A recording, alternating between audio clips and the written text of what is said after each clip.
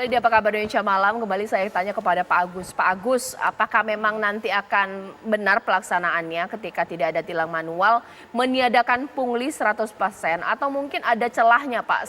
Sambil saya juga akan bertanya, kalau mekanisme mobile etle itu kayak gimana sih Pak? Aplikasi seperti apa? Apakah nanti ketika difoto harus ada tombol kirim terlebih dahulu baru kemudian masuk ke sistem penilangan? Karena kalau memang seperti itu bisa juga ini petugas tekan tombol nggak nih, tekan tombol nggak nih, kalau nggak ditekan bayar dulu. Seperti apa Pak? Baik, terima kasih. Boleh Mbak beranggapan seperti itu.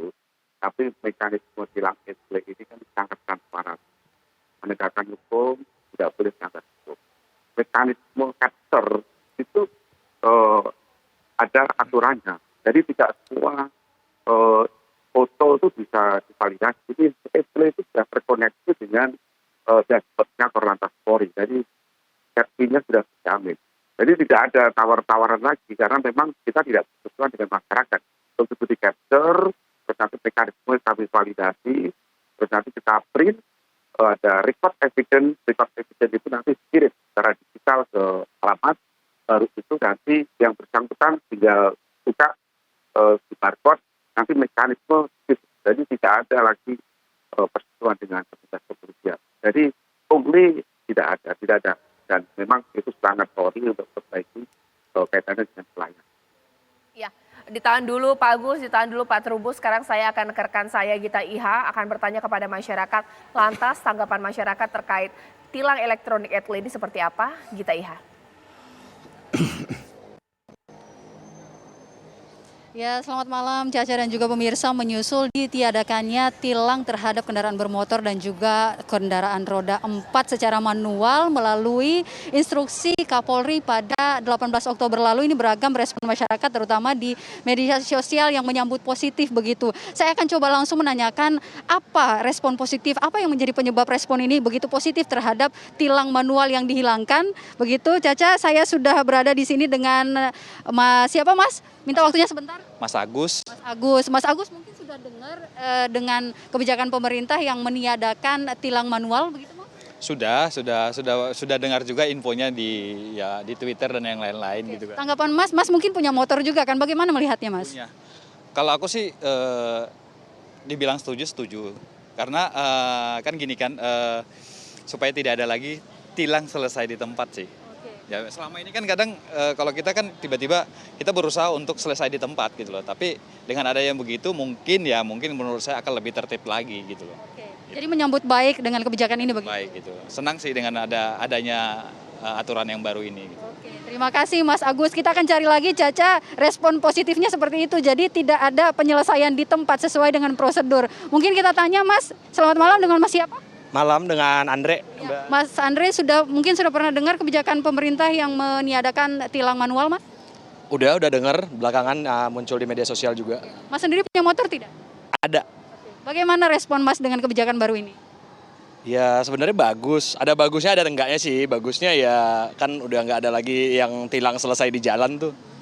Kalau nggak bagusnya ya mungkin kesadaran dari kita sendiri yang masih belum. Jadi masih ada juga yang akhirnya tidak pakai helm di jalan gitu kan.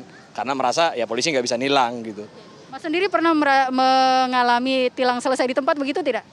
Nggak pernah, Mbak. Saya selalu tertib pakai helm dan bawa surat-surat juga. Oke. Jadi artinya menyambut positif dengan kebijakan pemerintah ini? Menyambut positif buat tertib lalu lintas. Oke. Harapannya Mas ke depan mungkin bagi pengendara?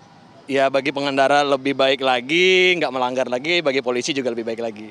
Oke, terima kasih Mas Andre. Itulah Caca dan juga pemirsa bagaimana respon kemudian dengan kebijakan pemerintah melalui instruksi Kapolri yang meniadakan tilang manual. Karena memang dalam prinsip penegakan hukumnya sendiri ini ada dua begitu Caca dan juga pemirsa. Yang pertama dilakukan sidang kemudian diadili begitu di pengadilan sampai vonis. Dan kedua hanya akan diberikan teguran saja, peringatan saja agar nanti tidak ada lagi pengulangan pelanggaran lalu lintas. Artinya ini semoga tidak menjadi alasan bagi pengendara untuk malas pakai helm, kemudian tidak memastikan kendaraannya sehat untuk berkendara. Seperti itu Caca, kami kembalikan ke studio.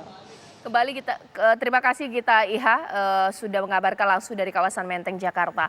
Sekarang saya tanya kepada Pak Trubus. Pak Trubus, kadang-kadang ya nego ini juga Iya. ya kita tidak mengatakan bahwa seluruh masyarakat itu benar, hampir Iya. nggak ada salahnya. Masyarakat juga jagonya nego, Nego, misalnya iya. udah mau ditilang, udah lurus nih aparatnya.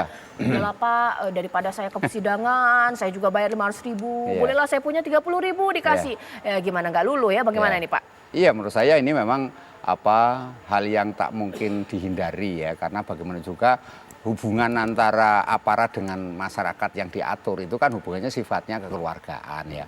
Kalau misalnya ini konteksnya edukasi, berarti kan memberikan edukasi kepada masyarakat bahwa Anda melanggar, sebenarnya kan gitu. Terlepas di situ ada yang namanya entah itu pungli atau apa. Karena pungli itu sesungguhnya kan olinya dari pelayanan publik gitu loh. Kadang-kadang seperti itu. Nah, ini harus dilihat tidak semata-mata negatif bahwa itu hal yang memang buruk, ya gitu dalam hal itu. Tetapi kita harus juga meletakkan pada posisi yang sangat tepat, di mana kemudian proporsional lah, artinya masyarakat tuh ya kalau sudah terpojok dalam posisi nggak ada cara lain ya akhirnya seperti itu yang dilakukan gitu ya, memberikan uang tip atau uang salam tempel atau apapun namanya yang sesungguhnya itu adalah salah satu bentuk pelanggaran hukum gitu. Nah, yang kedua menurut saya memang ini masyarakat itu harus diberitahu.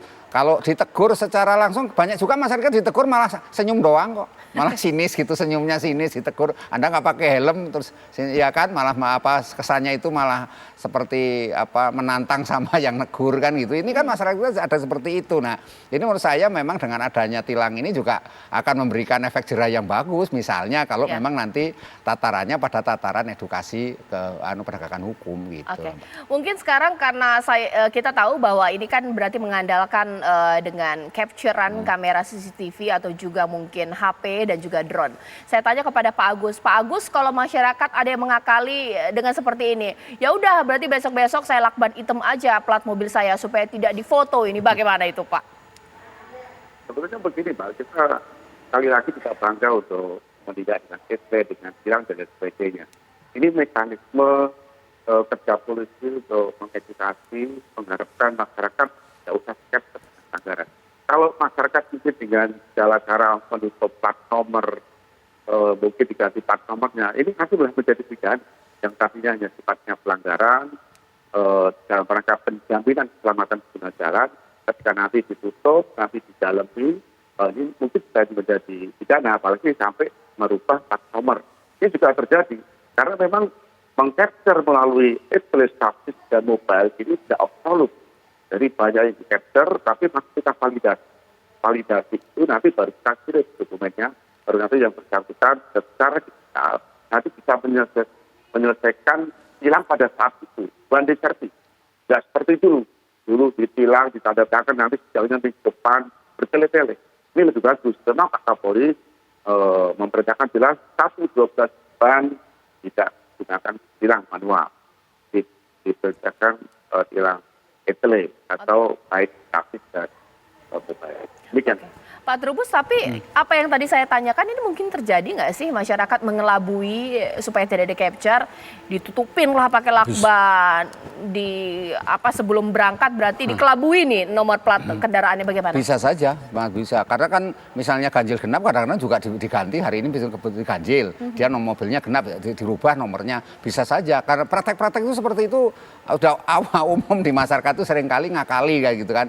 Di satu sisi juga memang masyarakat kita ini seringkali memang tidak taat hukum, mereka suka sekali dengan hal pelanggaran-pelanggaran seperti itu. Nah, menurut saya ini memang pelanggaran ini tidak saja pada tataran masyarakatnya yang diberikan edukasi, tapi juga aparatnya juga seperti itu. Jangan sampai kemudian nanti dengan adanya etle ini dimanfaatkan betul-betul untuk membuat semacam kesalahan-kesalahan pada masyarakat yang tiba-tiba kemudian ada capturean seolah Anda salah, keliru. Lah ini kan juga harus dilihat secara keseluruhan gitu. Bukan tidak semuanya aparat itu baik, juga ada yang tidak baik. Nah itu kemudian nanti celah-celah itu dipakai. Di sisi masyarakat juga melihat ada celah juga di situ dengan ngakali mengubah nomor lah, mengubah format apanya dengan segala cara lah.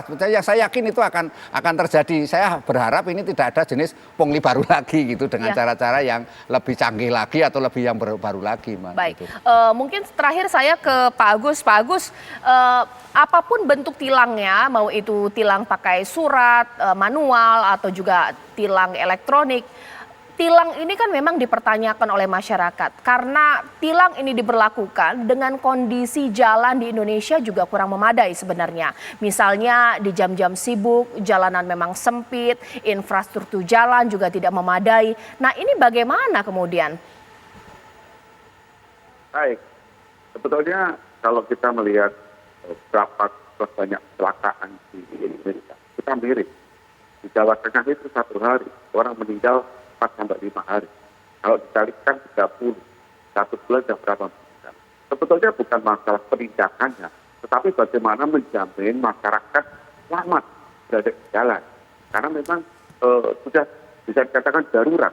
Orang meninggal di jalan banyak sekali, orang melanggar banyak. Kalau ini tidak dikelola, ini tidak dilakukan penindakan dengan baik dan transparan, yang seperti saya sampaikan tadi, perbaikan yang dari manual ke etle, itu menurut saya masyarakat juga banyak yang menerima. Pro dan kontra ada, tetapi tentunya Polri memperbaiki perilaku-perilaku dalam rangka penegakan hukum. Maka dari itu, dengan hadirnya etle taksi baik mobile dan saat ini kita katakan drone, tentunya masyarakat diharapkan saja dengan dirinya sendiri tidak melanggar dan tentunya selamat. Demikian. Baik, mungkin terakhir saya ke Pak Trubus. Ya. Pak Trubus, intinya bahwa kalau masyarakat tertib, nggak usah takut ditilang. Masalahnya masyarakat ini untuk membudayakan perilaku tertib berlalu lintas ini seperti apa lagi sih caranya? Udah pakai tilang elektronik dan juga lain-lain. Bagaimana Pak? Iya, menurut saya nih memang selain penegakan hukum, sebenarnya yang paling penting ini kan sisi preventif adalah edukasi. Sekarang bagaimana kemudian pemerintah dalam ini Polri itu melakukan edukasi langsung ke masyarakat. Kumpulkan itu RT-RT yang di setiap RT kan ada rukun-rukun lah gitu ya, musyawarah atau dialog sering ada itu. Nah, itu saat kayak gitu dikumpulkan pemilik kendaraan bermotor, diedukasi mengenai kedisiplinan berlalu lintas. Nanti di tingkat RT, RW, tingkat kelurahan semuanya. Jadi itu secara proaktif terus melibatkan yang namanya Karang Taruna, melibatkan organisasi-organisasi kepemudaan semuanya. Termasuk di dalamnya nanti kalau mereka melakukan ini rombongan jalan, misalnya melayat rombongan, itu kan harus dididik dulu karena banyak di antara mereka kemudian kalau ambulannya sih otomatis sesuai undangan. Nah, itu salip-salipan kadang-kadang nutup jalan juga itu. Udah macet nutup jalan, mereka nggak peduli kan, tutup aja jalannya. Nggak pakai helm juga. Nah, nggak pakai helm, nggak pakai ini. Menarik. Bagaimana penindakannya? Apakah itu nanti semua ditilang semua atas nama etle? Nah, itu kan harus juga ini nanti masyarakat berani nggak untuk membuat rombongan melayat misalnya seperti itu. Ya kan ini harus dilihat secara utuh juga Mbak gitu. Baik, terima kasih Pak Trubus, ini mungkin menjadi catatan ya buat aparat ya. Kalau ini diberlakukan berarti memang harus sebaik-baiknya nanti aparat juga jangan memberikan celah untuk berdiskusi supaya tidak ada lagi nanti oknum-oknum pungli baru. Dan masyarakat intinya adalah tertib lah berlalu lintas. Bukan untuk siapa ya, untuk pengendara juga, untuk masyarakat juga. Terima kasih Pak Agus, terima kasih dan juga Pak Trubus saya ucapkan ini menjadi akhir Apa Kabar Indonesia Malam. Saya Cece Anissa menutup, selamat malam, sampai jumpa.